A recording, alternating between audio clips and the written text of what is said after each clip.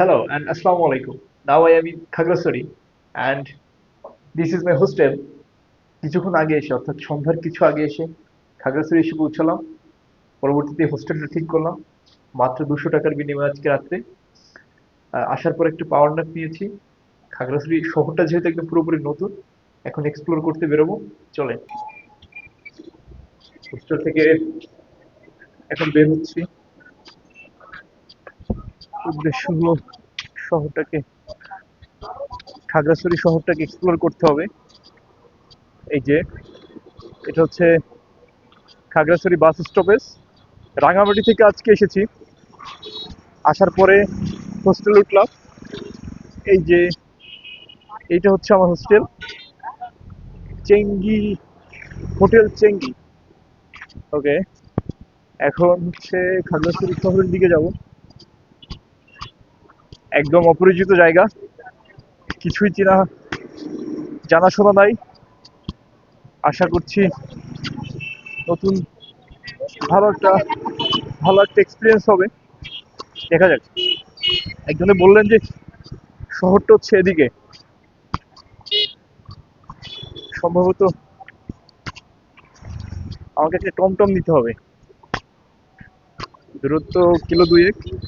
হলো খাগড়াছড়ি, রাঙ্গামাটি, বান্দরবান, অর্থাৎ আমাদের যে তিনটা পার্বত্য জেলা আছে, এই জেলাগুলোর 3 নম্বর জেলা আজকে এক্সপ্লোর করার। এর আগে হচ্ছে বান্দরবান এবং রাঙামাটি থেকে প্রাথমিক একটা ঘোরাঘুরি সম্পন্ন হয়েছে। এই জায়গাগুলোতে এসে সব থেকে বেশি যে সমস্যার মুখোমুখি পড়ছি সেটা হলো যে ভাষাগত সমস্যা। যেহেতু এই অঞ্চলটাতে আদিবাসীদের সংখ্যা বেশি, ওনাদের ভাষাটা বুঝতে বেশ ঝামেলার মুখোমুখি পড়তে হয়েছে। কিন্তু ওনারা যখন আমাদের সাথে কথা বলেন তখন ওকে, তখন আর এই ঝামেলাগুলো হয় না। নিজেদের মধ্যে যখন কথা বলে তখন হচ্ছে বেশ মুশকিলে পড়তে হয়। আমার পিছনে যে গেটটা দেখতে পাচ্ছেন এটা হলো খাগড়াছড়ি গেট। মানে এই খাগড়াছড়ি শহরের ভিতরে ঢোকার অভিমুখে এই গেটটি পড়বে। পিছনে হচ্ছে বাস স্টপেজ রেখে আসলাম, শহরের দিকে আগাচ্ছি। আজকে 27শে রমজানের তারাবি হবে, এই কারণে তারাবি পড়তে হবে। হাতে সময়ও বেশ একটা নাই, মোটামুটি 40 থেকে 50 মিনিটের মতো সময় আছে হাতে। এই সময়টার মধ্যে যতটুকু যাওয়া যায় ততটুকু যেতে হবে, এরপরে আবার নামাজের জন্য ফিরতে হবে।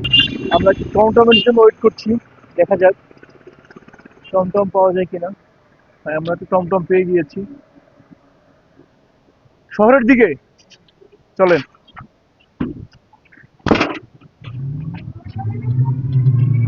এখানকার নাম কি শাপলা নাকি, যেটা শহরে?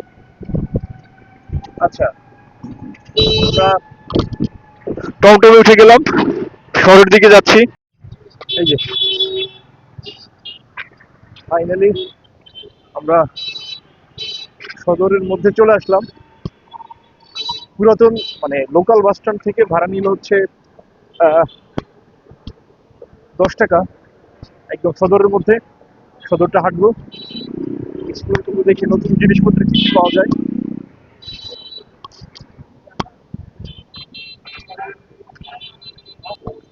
আচ্ছা, এখানে হচ্ছে ওয়ালটন প্লাজা পাওয়া গেছে। মানে আমার ফোনের গরিলা গ্লাস লাগাতে হবে, দেখি এখানে পাওয়া যাবে আশা করছি। এই যে ওয়ালটন প্লাজা।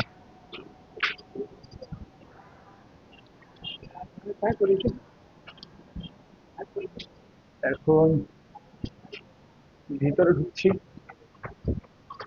ফোনের গরিলা লাগাতে গেলাম ওয়ালটন প্লাজায়, ওদের স্টকে নাই।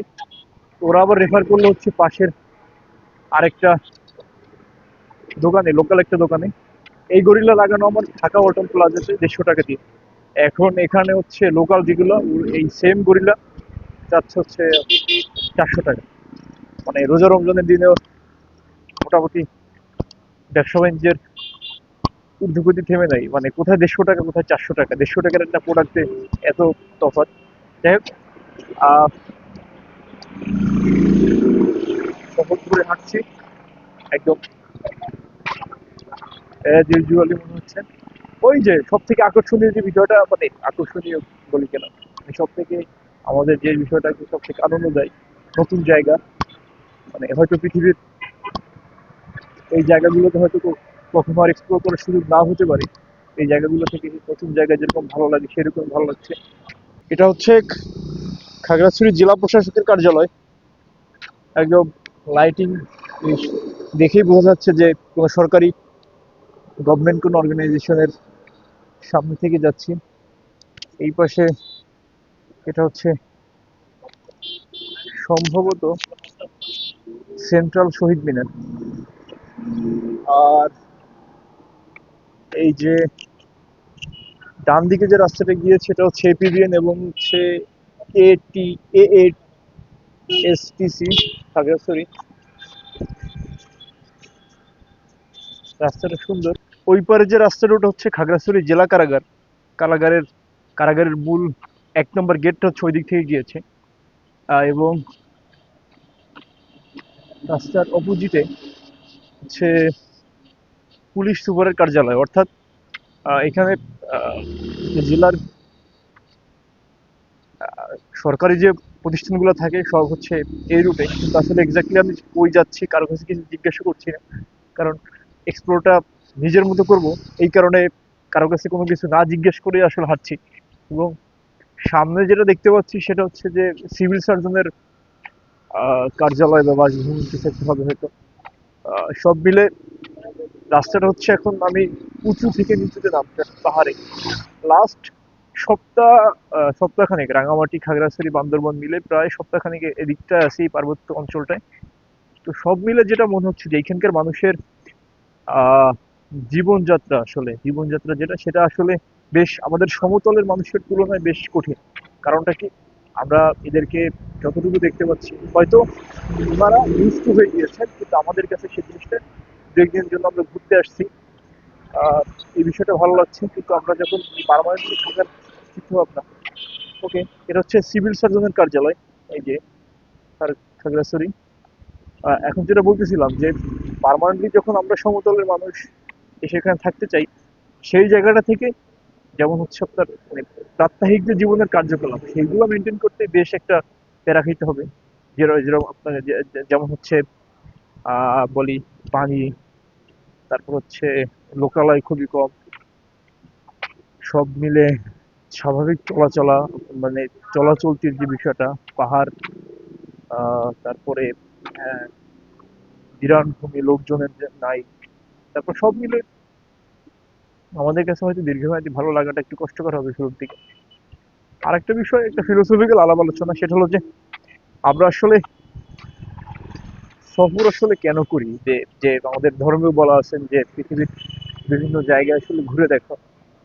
তো এই বিষয়টা মানে এক্স্যাক্টলি কোনো উত্তর এখন পর্যন্ত খুঁজে পাওয়াটা আমার কাছে, যে সেগুলো পেয়েছি সেগুলো সন্তুষ্টজনক হয়নি। যাই হোক, এগুলো অন্য সময় বলা যাবে। সব মিলে আমরা হচ্ছে আবার শহরের দিকে ব্যাক করছি হাঁটাহাঁটির পরে। এখন চা খাবার পালা। চায়ের মধ্যে হলো রং চা, চায়ের মধ্যে চাউল ভাজা। আমার অপোজিট ওইটা হচ্ছে খাগড়াছড়ি সরকারি কলেজ। এবং প্রায় ঘন্টাখানেকের একটা সফর শেষ করে শহরের যতটুকু পসিবল হয়েছে একটু ঘুরে দেখলাম। তো একটা পাহাড়ি জিনিসপত্র পাওয়া যায় এরকম শপে গিয়েছিলাম, যেখানে গিয়ে মনে করেন যে জিনিসপত্রের দাম বেশ চড়া। আহ, আর পাহাড়ি যারা আছেন লোকজন ওদের ওদের ক্ষেত্রে একটা কমন বিষয়, এই যে 3 পার্বত্য জেলা ঘুরে আমার চোখে যেটা বলবো সেটা হলো যে পুরুষদের তুলনায় মেয়েরা হচ্ছেন বেশি কর্মক্ষম। তারা একসাথে দোকানপাট থেকে শুরু করে তাদের ঘর সংসার জীবিকা সবকিছুই তারা আমার দেখা মতে তারাই সামলিয়েছেন। এবং ধুলার পৃথিবী থেকে বাঁচতে অবশেষে মাস্ক পরতে হয়েছে। তো সর্বোপরি বেশ ভালো একটা এক্সপিরিয়েন্স। নতুন জায়গা, নতুন পরিবেশ, নতুন মানুষজন, নতুন গাছপালা, নতুন পৃথিবী, নতুন ধুলো। এক্সপ্লোর করতে সবারই ভালো লাগে, আমারও ভালো লাগছে। আপনারা ঘুরতে থাকুন, ঘুরুন, দুনিয়াকে দেখুন। নিশ্চয়ই দেখা হবে। ভালো থাকবেন, সুস্থ থাকবেন। আল্লাহ হাফেজ।